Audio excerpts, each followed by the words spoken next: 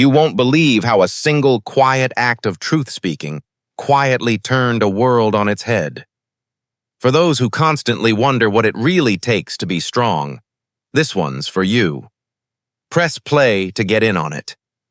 Sometimes the quietest questions kindle the loudest change. In a world where power naturally acquires the habit of hiding behind polite smiles and closed doors, one person's courage to speak truth quietly turned everything around. Who decides how much talking out of turn is permissible? And how much does it pay to stand one's ground in the face of a storm? This isn't just a political story. This is a story of integrity, tenacity, and the power that exists in not being silenced. Let's work through what happened next.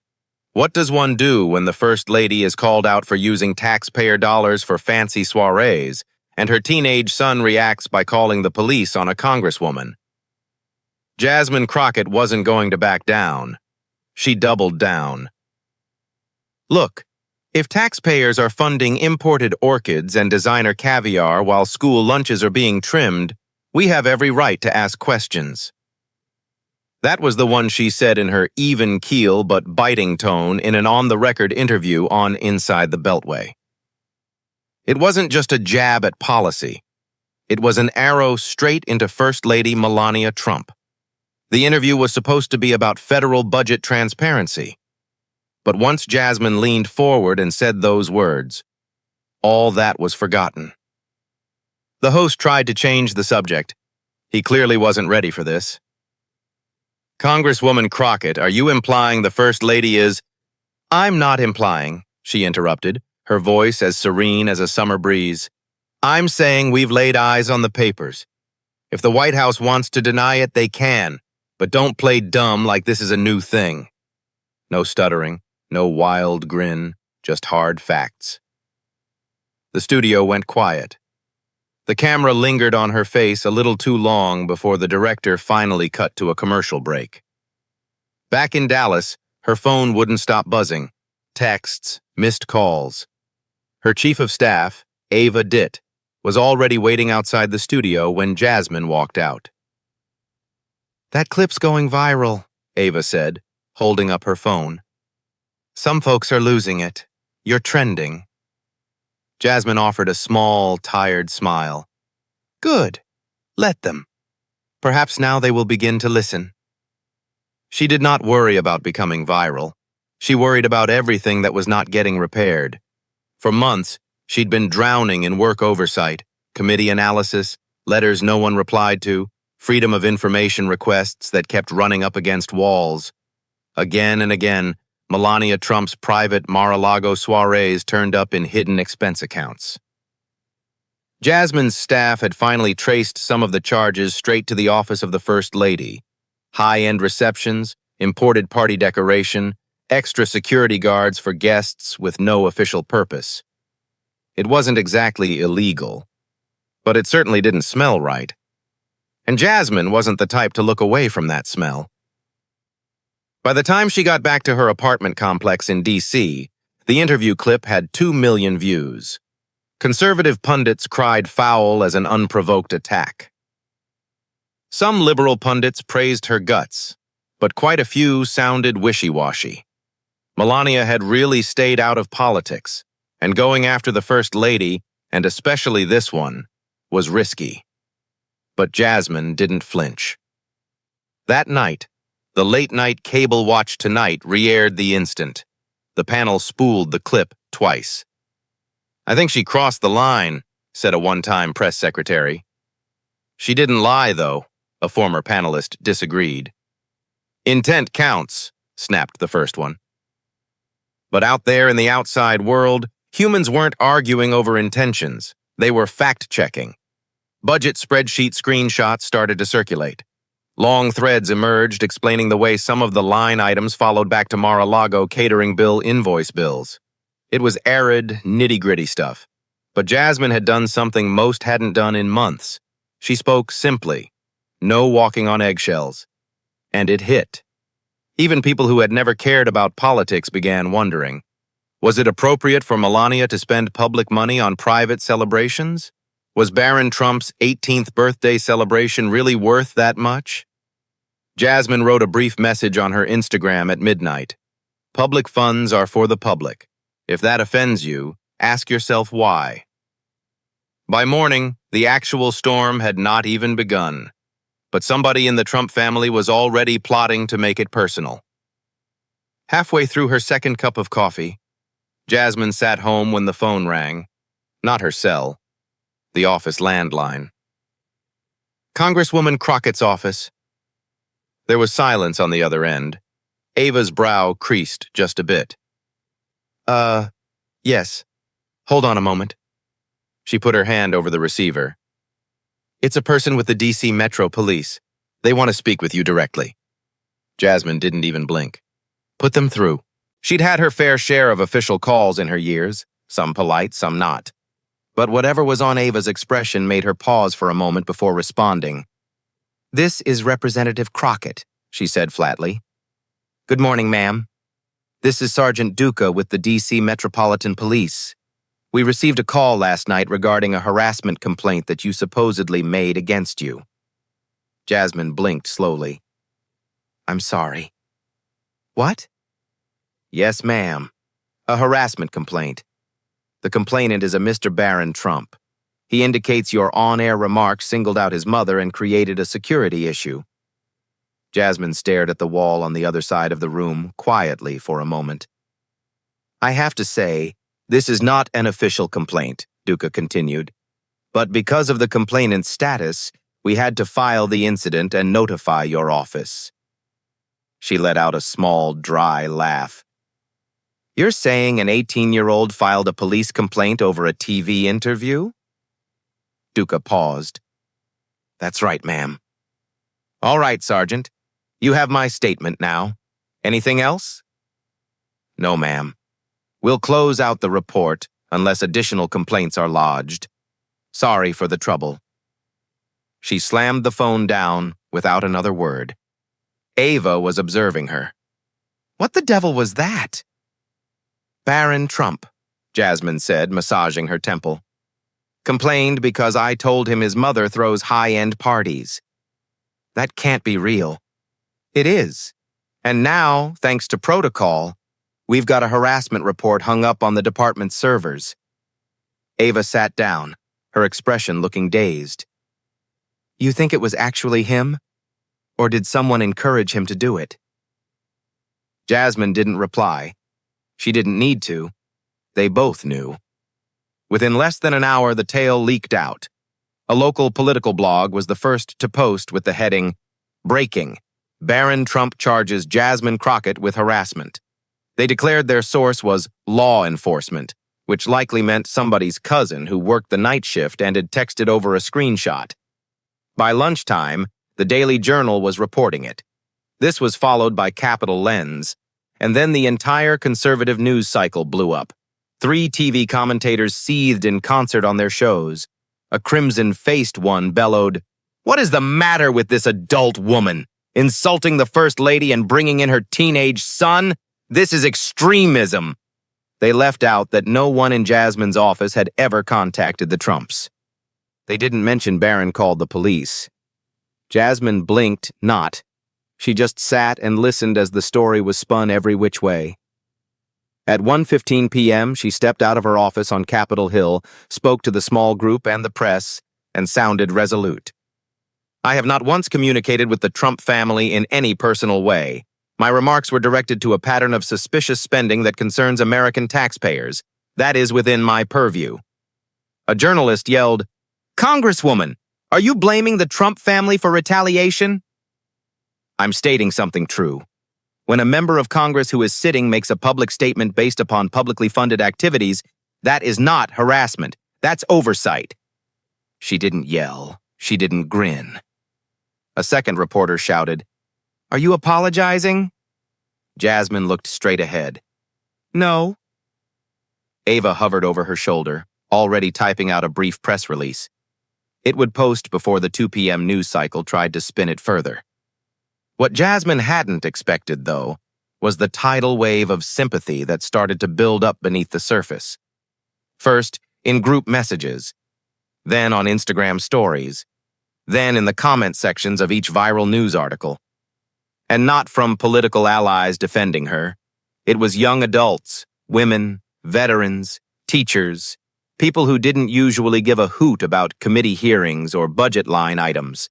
People weren't watching anymore.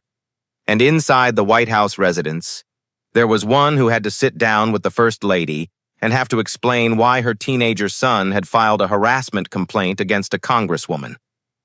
But by the time they realized the damage, the internet had already taken sides. By 4 p.m., cable news was a full-blown circus. Three-way split screens showed Jasmine's press release, a bird's-eye map of Mar-a-Lago, and video of Barron Trump from years ago because they lacked current video. That did not stop them from hypothesizing, editorializing, or pretending as if all of this was business as normal. On Capitol Circuit, one anchor outright stated, "We have no precedent for a president's son introducing law enforcement into the mix when it comes to congressional oversight." Her co-host replied, "We also have no precedent for a congresswoman speaking to the First Lady this directly." But audiences weren't accepting it. People had learned their lesson. Jasmine's fans started screenshotting the original interview, marking it up with captions like, "This is harassment?" and "Imagine calling the cops over this." Then a grainy video surfaced from the account of a Mar-a-Lago employee. It was of a champagne reception, Melania walking past an ice sculpture of a bald eagle. The date matched one of the expense reports that Jasmine's office had flagged weeks earlier. It didn't confirm everything, but it correlated just enough to set tongues wagging. On TikTok, users cut Jasmine's quote together with news headlines about school budgets being slashed. Others posted statistics on housing insecurity. Every video ended the same way. But they called the police on her. Ava called from the office. "We have media booking requests out of the blue. Everyone, the view to a podcast in Milwaukee. Also, there's a candle shop in Ohio who wants to send you a gift basket." Jasmine slighted a smile. "Tell them I like the lavender." But beneath her calm, she could feel how fast everything was moving. Too fast, and she knew better than to celebrate early. Late that evening, her phone buzzed again. It was Charles Drummond, a veteran civil rights attorney in Baltimore. He didn't call often. "You're aware you're being targeted, right?" he said without preamble. "I figured," Jasmine replied. This wasn't about guilt. It was a strategy? If you'd freaked, have deleted your message, issued an apology, they'd have framed that as guilt. Jasmine leaned back, still silent. "But you didn't," Charles continued. "And now they overplayed their hand. They took a policy difference and made it a grudge match." She admired Charles because he never beat around the bush. He got to the point, and she needed that. "Should I be afraid?" she asked. "No," he said calmly. "You should be louder." She let out a long breath. That night, instead of hiding, Jasmine filmed a short video from her apartment. No makeup, no lighting crew, just her and her words. To every person watching, if asking questions about government spending is now a crime, then we've already lost the thread of democracy. She let the silence after that sentence stretch for a few seconds. Then she posted it on her personal account and went to bed. It had more than 4 million views by the morning. While mainstream media was still grappling with how to cover the story, how to be polite and yet politic, regular people were not being so polite. She called the grift. They called the police. The hashtag started off quietly, hidden in a comment on her video. #StandWithCrockett. By lunchtime, it was trending. Twitter, TikTok, Instagram, even on Facebook groups posting only dog photos and school bake sales. Then the celebrities climbed aboard. Former prosecutors, teachers' unions, grassroots activists, they were all standing up. A couple of black veterans launched their own mini-movement on X, posting pictures of their veteran service records with captions saying, "We fought for this country. She's fighting for its truth." But the White House had issued not a single official statement. Ava's phone, in Jasmine's office, kept ringing non-stop. "Jazz," she called, poking her head in. "BuzzFeed needs a statement. TMZ, too. And a woman in Kansas sent you a quilt. She stitched your name in with Shirley Chisholm's." Jasmine smiled gently. "Please, I don't go merch." Ava lifted an eyebrow, half grinning. Too late. Not everyone was partying, though. Behind all the headlines, some powerful folks were already mobilizing, gathering their wits to determine how a single sentence on live television had set off a national reckoning, and they weren't going to let it go. By Friday morning, Jasmine had reached her limit with the noise. She wasn't going to let public opinion bob up and down on sound bites or cable spin. She wanted people to see the truth for themselves, not through edited clips, not through sensational headlines, but raw and documented. So she told Ava, calm and certain, "We're releasing everything. Full transparency, no summaries, just evidence." Ava hesitated. "That's going to make some people really nervous." Jasmine didn't even blink. Good. They should be. That afternoon, her team uploaded a detailed PDF to the congressional website. Expense records. Tied to the office of the First Lady, reviewed by the Oversight Subcommittee. It had redacted receipts, itemized expenses, and memoranda from 2 previous fiscal quarters. They were unremarkable, but they were damning. One showed a payment request for $137,000 in the form of decorative floral atmosphere for a gathering at Mar-a-Lago. Another was $9,400 for custom spa services for non-staff guests. And hidden in the pile was a memo from a lower-level staffer quietly indicating that some charges would be a cause for public worry if scrutinized closely. Jasmine underlined that sentence with red ink and retweeted it. They knew. And then came the actual hammer when her office released the complete call logs, every incoming and outgoing call on her office lines and her personal cell phone in the 48 hours preceding and subsequent to the interview. No calls, no texts, no emails between or to the Trump family, their attorneys, or the White House. "Let's be clear," Jasmine said in a short video press statement. "There was no contact, no direct messages, no campaign to harass anyone. I did my job publicly, in public. What followed was a coordinated effort to smear and intimidate." Then she looked straight into the camera. "And I won't play along." Charles Drummond watched the press conference from his office in Baltimore. He called Ava the minute it was over. "That woman has a steel backbone." Ava glanced over at Jasmine, who sat calmly at her desk. "She's tired," Ava said, "but she's not giving up." The print and television media had no choice but to report on the receipts now. That night on CNN, they had a government accountability expert appear to analyze it all line by line. "These are not napkin budgets," he explained. "These are legitimate spending with no apparent explanation.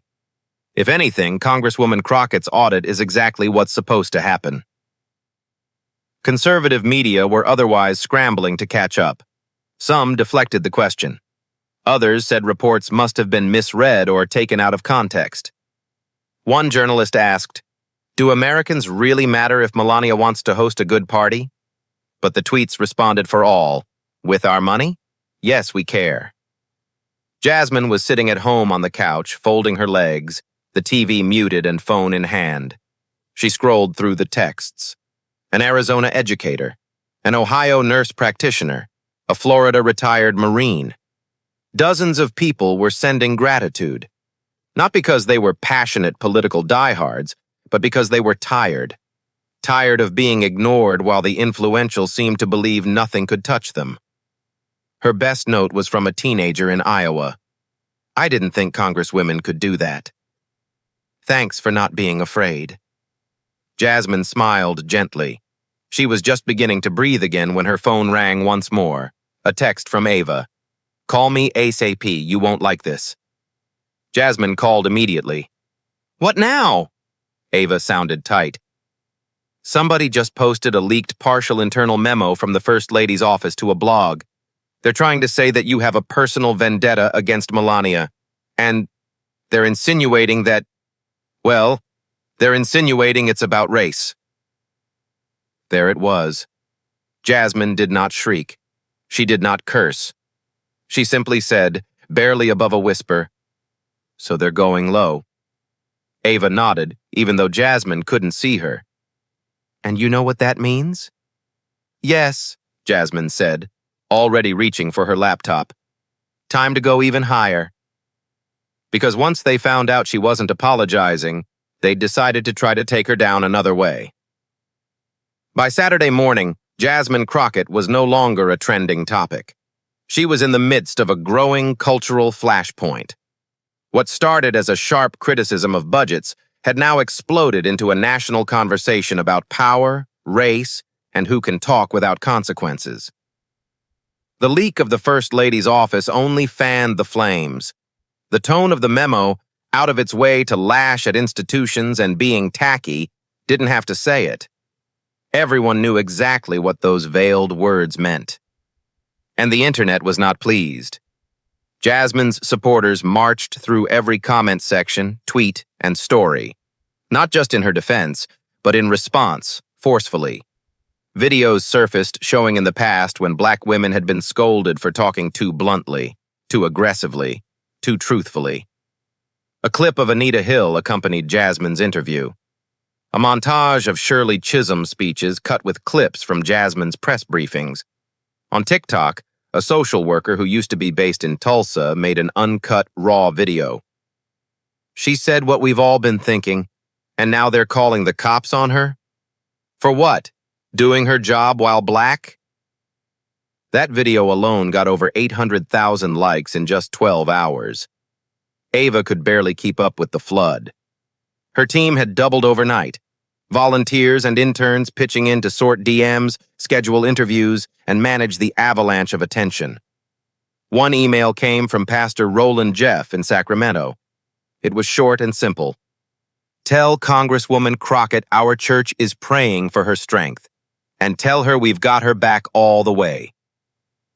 The pressure kept building, but Jasmine never once played the victim. She didn't have to. Instead, she posted a clip just 14 seconds long. "I was elected to speak up, to say what other folks whisper. That work does not stop just because someone's made uncomfortable." That clip was retweeted more than 20,000 times, and in the midst of all the hubbub, the other side started to crack. Anonymous sources inside Trump's camp started talking, quietly at first, loudening.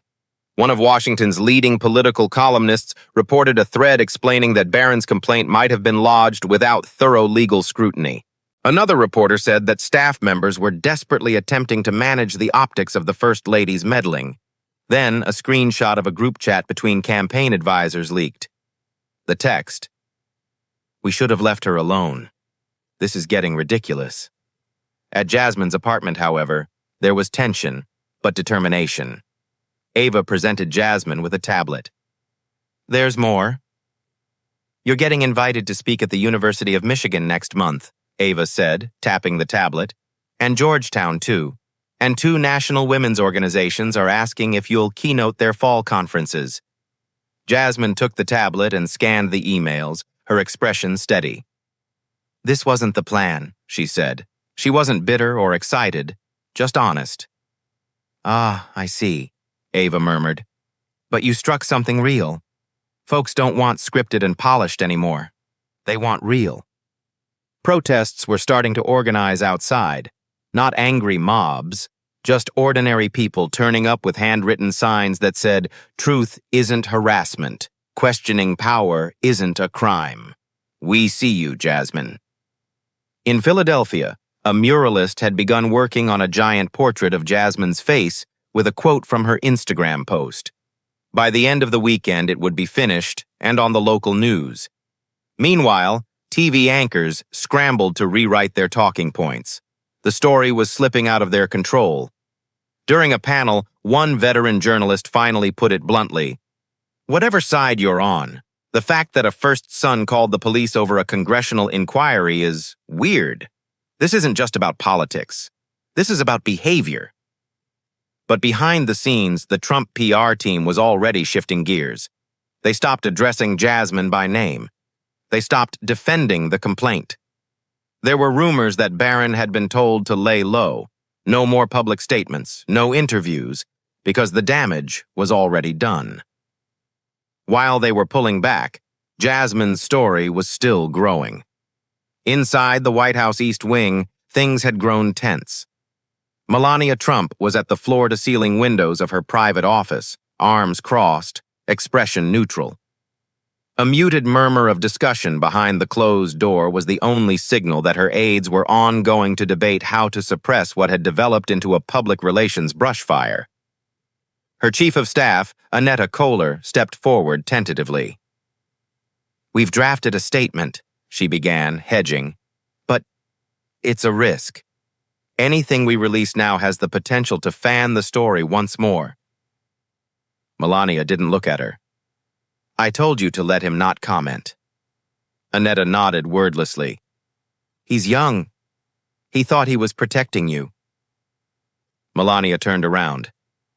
"Protecting me from what? A congresswoman who asks questions?" No one said anything. Behind closed doors, the Trump inner circle was in a panic. Donors were calling. Some Senate friends had spoken privately to voice concern. One even volunteered to distance themselves from the episode entirely. The problem wasn't Jasmine's words. It was the receipts. Those documents had landed like a slap. Whenever a spokesman tried to spin the story, another reporter brought up a line item. "How do you account for $23,000 in crystal table settings? What about the $17,000 gelato bar?" The budget office had no comment. The ethics committee said they were reviewing the documents, and every attempt at damage control made Jasmine look stronger. Inside the house, Barron had gone quiet. He had not expected this type of blowback, said someone close to the family. He was attempting to be loyal, he thought, but the media circus had turned him into a joke, and not in the way he'd hoped. On Reddit, someone had set up a satirical account claiming to be his lawyer. On Instagram, the memes were out of control. Barron Trump, the only teen who calls 911 on budget supervision. Behind the scenes, Melania was furious. Not at Jasmine, not even at the press, at her own team. This was preventable. She clenched her teeth. They made her look honest, principled. "She is honest," Annetta whispered, too softly for anyone to hear. In the meantime, back in D.C., Jasmine was still locked in. She didn't care if Barron regretted what he'd done. She wasn't waiting around for retractions or apologies. Her mission was still the same. But the infighting behind White House doors was beginning to leak into the public domain. A high-ranking aide to the First Lady suddenly quit. No explanation. Another was quietly shifted to a low-visibility regional advising position. When questioned by the press, they were informed it was merely routine internal changes. No one believed the explanations. Charles Drummond phoned again. "They're shook up all right." Jasmine propped herself against her desk, unmoving. "I don't care about rattling," she said. "I care about consequences." "Exactly," Charles replied. "And you've created a moment where people are finally paying attention. Don't let up." She didn't plan to. Later that day, an unnamed aide leaked another internal memo, this time showing that Melania's office had actually warned Barron not to act impulsively after the interview aired. The memo read, "We advised against response. Exposure risk is high. Outcome unpredictable."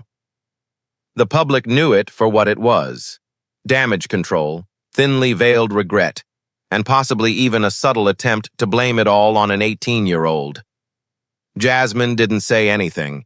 She was too busy scanning new documents released by a watchdog group. One in particular caught her eye: a reimbursement request for a private event hosted by a European jewelry house. The ballroom in Mar-a-Lago was where the party was hosted, and the bill was invoiced directly to the office of the First Lady. Ava's eyes went wide as she gazed up from the file. This is worse than we thought." Jasmine did not flinch.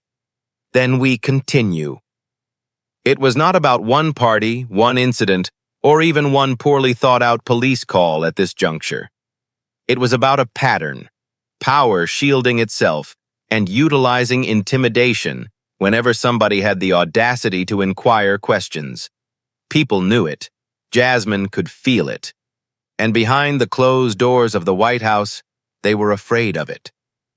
Mostly, though, they were afraid she wasn't backing down, and standing with her, neither were the people.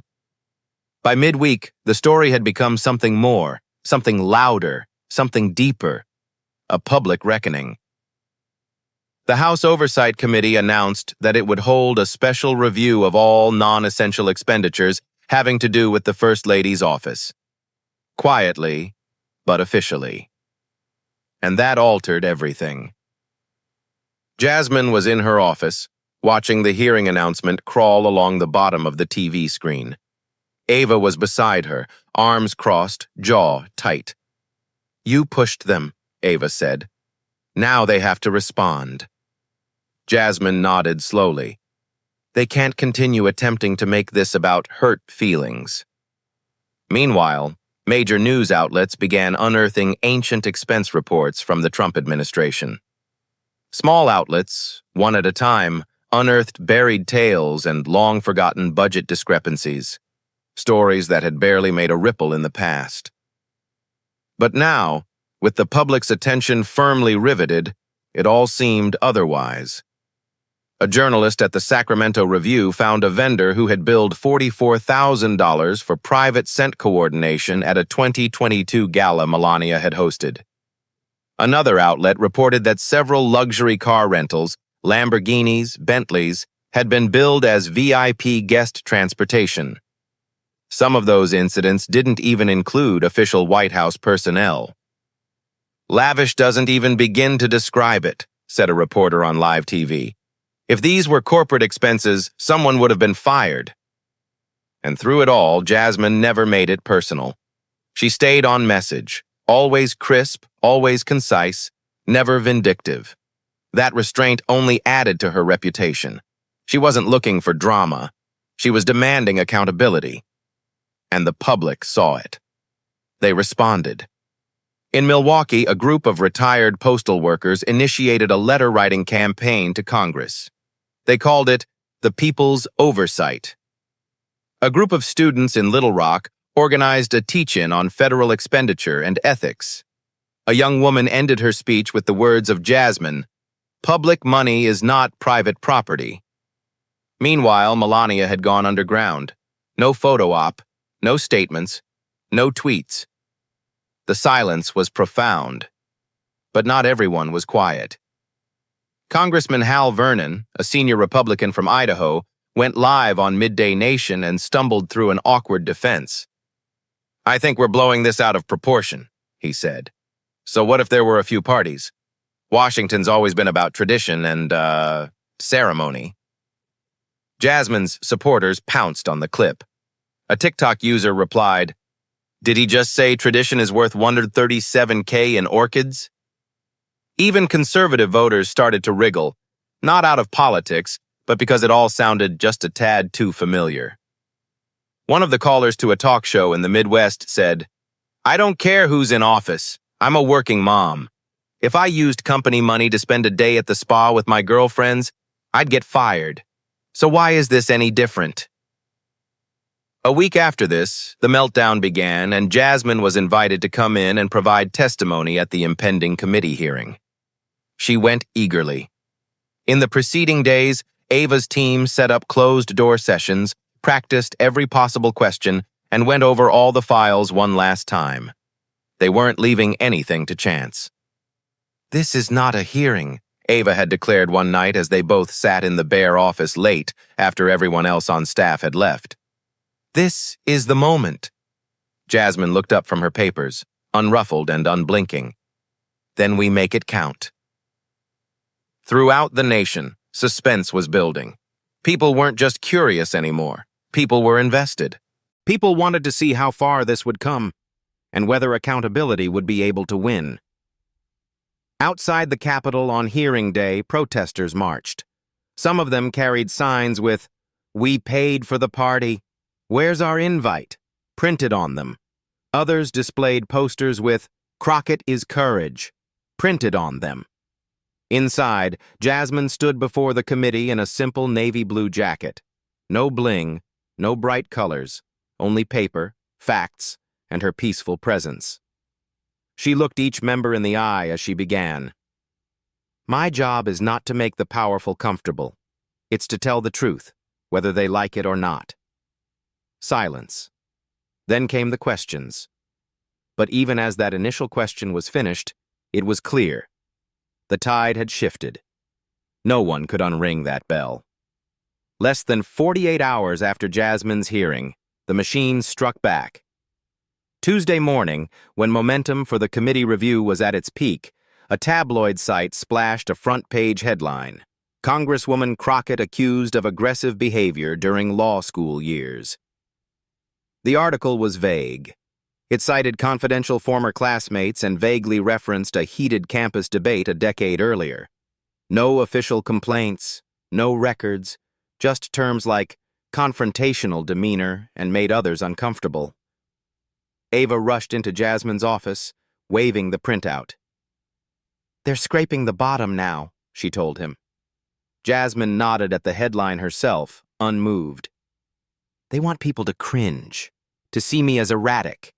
They're putting their bets on me losing my temper so they can go, 'See, we told you so.'" Ava nodded. "Do we?" "No," Jasmine said flatly. "We move forward. The public isn't stupid. They'll catch on to the timing." But even as they ignored it, pieces continued to fall. One veteran donor publicly distanced herself, calling her divisive. A conservative talk radio host aired a 10-minute diatribe depicting Jasmine as a radical feminist with an axe to grind. It looked on the surface like an impromptu outbreak of criticism. Behind the scenes, it was exactly what it appeared to be: an organized smear campaign. Leaked emails later revealed that a PR firm close to an official who had resigned had been attempting to shop those pieces for days, selling them to whatever publication would accept them. And the punches kept coming. Someone uncovered video of Jasmine at a protest years prior, megaphone in hand, chanting. The headline spun it into, "Crockett fomented anti-government feeling," but the actual video showed her to be saying, "If the government won't serve the people do have the right to raise their voices." It didn't work. The more they attempted to portray her as crazy, the more serene she seemed when out in public. Jasmine doubled down on policy. She gave a sane interview on NPR. She spoke at a housing forum in Memphis. She hosted a town hall in Gary, Indiana. No press, only community members, notebooks, and a folding table with hot coffee. At that town hall, there was an old bus driver who stood up and said, "I don't know much about DC games, but I know when someone is lying.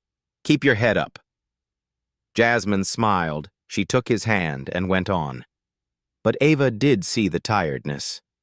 Not on her face, not in her voice. It was in the way she lingered at the office longer than usual, in the quiet gaps between interviews, in how she sometimes reread the same documents she'd already memorized. "People think you're iron," Ava said one night. "But it's okay if this is wearing on you." Jasmine didn't look up from her desk. "It's not me I'm worried about," she said softly. "It's the message." In a world of sound bites and scandal frenzy, she understood that all this could be over in a week, swept under the next scandal, shelved before it reached any real reform. That is exactly what the backlash was counting on. Tire her out, tarnish her, and just outlive the headlines. But they underestimated the ripple she had already set in motion. A gaggle of whistleblowers came forward anonymously through a watchdog group, confirming that certain budget reports had been edited before in the past, before being archived. It wasn't illegal per se, but it was definitely dishonest.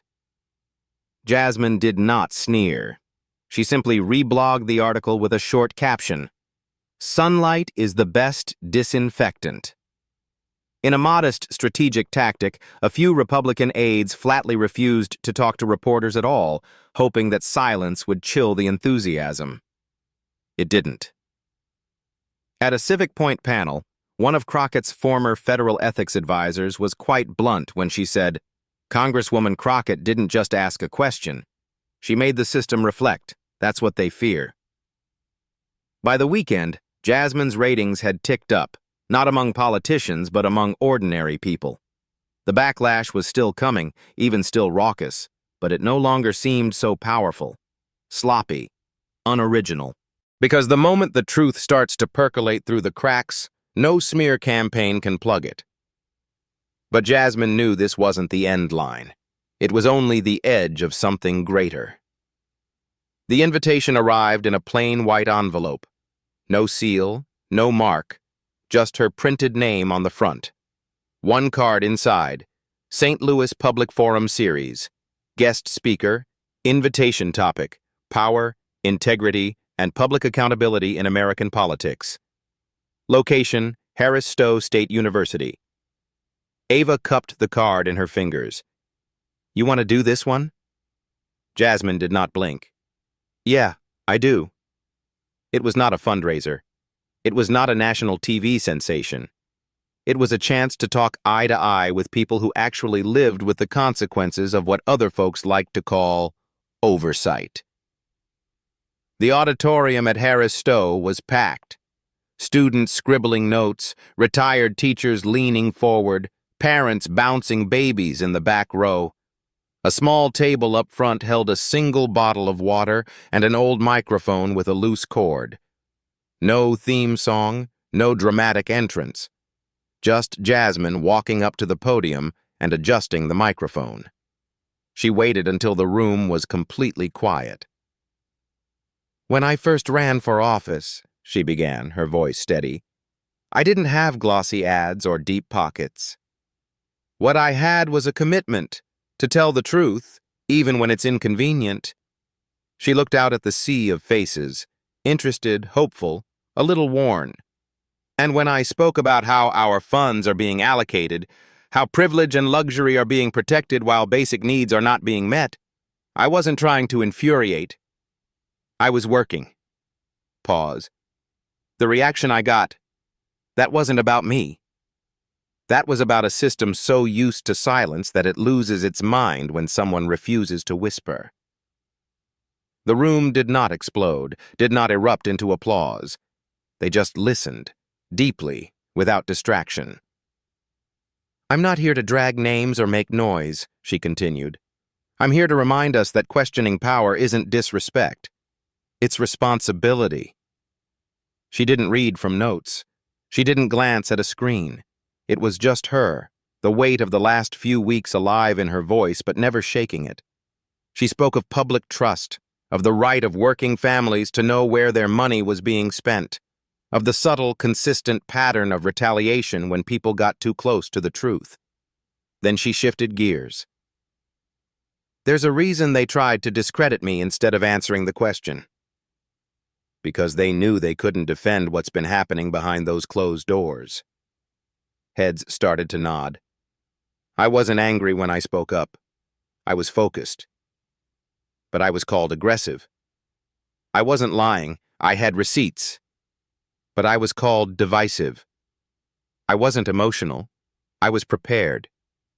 And yet they still attempted to paint me as unstable." Soft murmurs of agreement swept through the crowd. She concluded with this: "If this is what they do when a black woman asks a question, imagine what they do when she demands answers." The room erupted, not in loud cheers, but in something deeper. Affirmation. Afterward, students lined up, not for selfies, but for handshakes. Parents pulled her aside to thank her for showing their kids what integrity looked like. An elderly man held her hand in both of his eyes shining. "You're not just speaking," he whispered. "You're waking people up." Back in the car, Ava sat in the passenger seat, scrolling her phone. "That speech is everywhere," she said. "Somebody recorded it and posted it under the heading, 'She said what we were all thinking.' It already has 1 million hits." Jasmine leaned her head back against the seat. She was not sleepy, just still. "It wasn't about clicks," she said quietly. "I know," Ava said, "but it landed." Churches across the country that weekend played clips of Jasmine's speech during service announcements. Community centers started conversations about local budget transparency. High school debate teams quoted her in state debates. Jasmine had become something bigger than a congresswoman. She'd become a mirror, and people were finally seeing the reflection that they'd been refusing to look at for far too long. Not everyone was happy with what they saw, naturally. There were rumors of official investigations, not into Jasmine, but into budgetary processes linked to the First Lady's office. Some senior staff members quietly updated their resumes. Donors shunned public association. Lobbyists altered their pitch. One political columnist summed it up. Crockett didn't end anyone's career. She didn't humiliate anyone. She asked one small question, and the entire machinery cringed. But the real turning point wasn't happening in headlines. It was happening in living rooms, break rooms, kitchen tables, all across the country. It had been 3 weeks since Jasmine Crockett's name exploded into the national conversation. Now she sat on a worn leather couch across from veteran journalist Elena Ford in a low-key PBS studio in Kansas City. No makeup team, no commercial breaks, just 2 women and a couple of cameras quietly rolling in the background. Elena sat back a little. "Did you think it would have been different if you hadn't titled Melania Trump?" Jasmine took a small breath. Not deep, not rehearsed. "Maybe. But then it wouldn't have been real." She didn't speak with an air of smugness. No smugness at all in her voice, just pure honesty. Elena nodded slowly. "Was there ever a moment when you regretted it?" Jasmine looked off for a moment, as if replaying it all in her mind.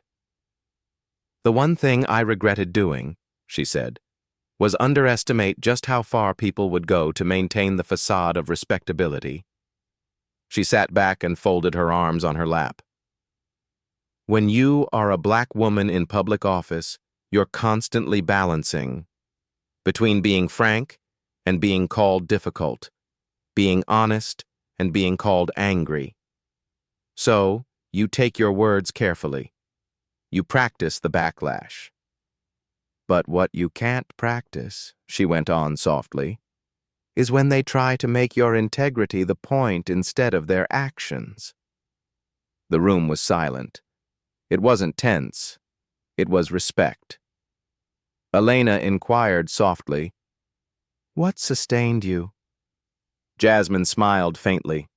The others, all of them, those who messaged from hospital bedsides, schoolrooms, and tiny towns Jasmine hadn't even been to, folks who just said, "Don't give up." She stared directly into the camera lens now, not at the host, not for politics, not for drama, simply for honesty. This wasn't about budgets or parties or one teenager's phone call. It was about whether honesty still means something, whether we're still allowed to hold people accountable, no matter who they're married to or where they live. She let that thought hang in the air. Away from the TV studio, matters were different. The Ethics Review Board had formally launched a full investigation into discretionary expenditures in the office of the First Lady. Dozens of subpoenas had come out quietly. Melania hadn't been seen in public since. The words "Crockett Standard" were now being whispered in Capitol Hill briefings, a new benchmark for the level of documentation needed when spending money from taxpayers. Jasmine did not boast about it. She did not tweet about it. She did not need to. Her charge was not to be heroic. Her charge was to present the tough questions and keep the door open for truth to come in. Weeks after the story broke, Jasmine visited a public school in Dayton, Ohio. Nothing glamorous, simply a routine visit arranged by a history teacher who had played her hearing testimony in class. In a small gymnasium, there was a young girl no more than 13 years of age who stood up during Q&A and said, "How did you not become afraid when they attempted to approach you?" Jasmine smiled gently. "Oh, I was scared," she said. "But also, I was weary. Weary of watching people back down just because someone important glared at them. And sometimes, when you're weary enough, you just don't care about what they will do. And you begin to care about what will happen if you don't speak out. The girl nodded, understanding, even if she couldn't explain why. Later that night, Jasmine entered her apartment, slipped off her shoes, and sat in silence for a bit. The ruckus had faded, but something lingered. Not fear, not exhaustion. Purpose. She scrolled through her phone one final time before she went to sleep. An unread message from an unfamiliar number glowed softly on the screen. It simply read, "They thought you'd give up. Instead, you lit a trail." She closed her phone and whispered, almost to herself, "We're not done." Because this story wasn't just about a first lady or a phone call or a viral hashtag. It was about truth and what it costs to speak it out loud. And now more people were willing to pay that price. If you believe in standing your ground, holding the powerful accountable, and telling the truth to those who won't shut up, subscribe, share, and keep talking. Because silence only benefits those who hope we don't notice.